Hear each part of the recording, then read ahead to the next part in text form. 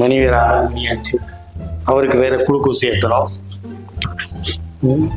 முதல்ல பேண்ட் போட்டிருந்தோம், ஒரு மாதிரியா இருந்துச்சு. இப்போ கைலி கட்டினதுல இருந்து கொஞ்சம் ஃப்ரீயாக தான் இருக்கு. அவருக்கு வேற கைலி வேற மாற்றி விடணும். என்ன பண்றதுன்னு தெரியல. யாராவது ஒரு ஆள் வந்தா சரியா இருக்குன்னு பார்த்தேன். ஹாய் டாக்டர், இருக்கீங்களா? நல்லா இருக்கேன். அப்பா எப்படி இருக்காரு? ஃபைன். புதுசா என்ன கைலி கிட்டு இருக்கீங்க? என்ன கைலி புரட்சியாது?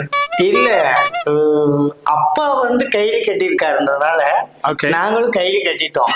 நீங்க தமிழ்நாட்டுல படிச்சிருக்கீங்க, அதானே? அப்பா அது இங்கிலீஷ், ஒரு அமெரிக்கன் லாங்குவேஜ்ல பேசுறீங்க. அதாவது அப்போலோ ஆஸ்பத்திரியில அப்பா வேற வந்திருக்காரு. அப்படின்னும் போது நம்மளும் அதுக்கு தகுந்தாப்புல நடந்துக்கணும்ல. நீங்க கைலி கட்டினதுக்கு அப்புறம் உங்களுக்கு வசதியா இருக்கா எல்லாமே? கண்டிப்பா, ரொம்ப ஃப்ரீயா. ஓகே, எங்க அப்பாவுக்கு வந்து பாத்தீங்கன்னா சங்கு மார்க் அந்த கேள்வி தான் பிடிக்கும். நாங்க ஆல்ரெடி 2 டன்ஸ் வந்து அங்க இருந்து இறக்குமதி பண்ணிருக்கோம். கண்டிப்பா அதுதான் கட்டியிருக்கேன். கண்டிப்பா அப்போலோ இப்போ வந்து ஃபுல் கைலி புரட்சிக்கு மாறிட்டீங்க அப்போலோ. ஆமா.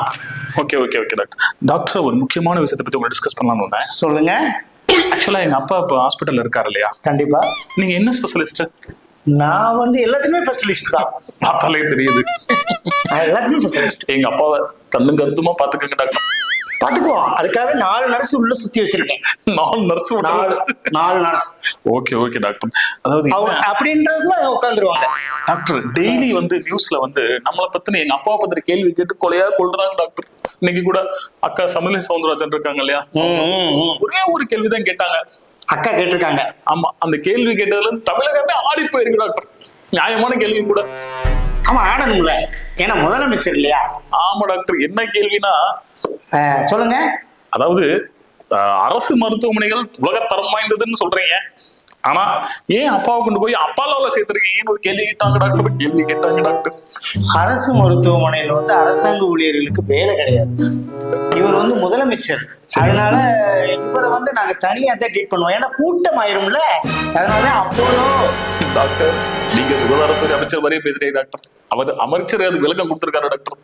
என்ன சொல்லியிருக்காருன்னு அமைச்சரு, அதாவது அரசு ஹாஸ்பிட்டல்ல வந்து நீங்க வந்து அப்பாவை அட்மிட் பண்ணீங்கன்னா கூட்ட நெரிசல் காரணமாக சில செக்யூரிட்டி பிரச்சனை வந்துடும், அதற்காக நாங்க வந்து அப்போலோல சேர்த்திருக்கோம்னு சொல்லிருக்காங்க டாக்டர். இது எப்படி டாக்டர் ஏத்துக்க முடியும்?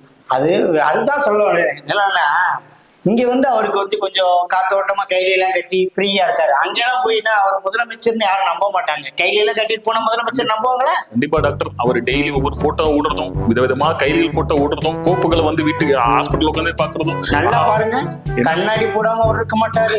கண்டிப்பா கண்ணாடி மட்டும் போடாம இருக்க மாட்டாரு, எதுவும் போடாம இருப்பாரு டாக்டர். கண்ணாடி மெயின். அதாவது எது யாரும் எது கூட சொல்லக்கூடாது நம்ம. ஆமா டாக்டர், மெயின் அதுதான்.